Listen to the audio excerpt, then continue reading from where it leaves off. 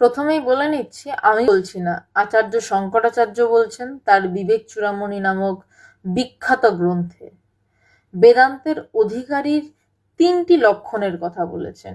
এটা দুটো দেখা গেল, এই তিনটি লক্ষণের কথা তিনি বলছেন।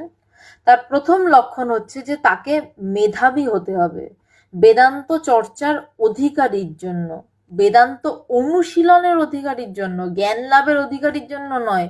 অ্যাটলিস্ট বেদান্ত সে চর্চা করবে, অনুশীলন করবে, তার অধিকারীর জন্য তিনটি অধিকারী ভেদ করেছেন শঙ্করাচার্য। প্রথম ভেদ হচ্ছে তাকে মেধাবী হতে হবে। মেধাবী না হলে সে বেদান্ত বাক্য ধারণাই করতে পারবে না, মাথার অনেক অনেক উঁচুতেই বেরিয়ে যাবে। মেধাবী হতে হবে, তাকে বুঝতে হবে বেদান্তের কথাগুলো।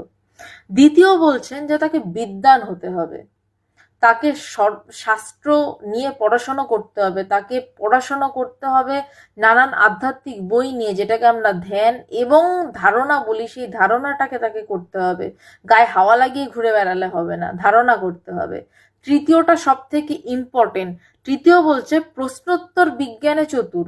আমরা সবসময় আধ্যাত্মিক জগতে কাউকে একটা সামনে পেলেই এই প্রশ্ন এই প্রশ্ন সেই প্রশ্ন করে যাই করে যাই করে যাই, কিন্তু কোথায় প্রশ্ন থামতে হবে সেটা শেখাও জরুরি।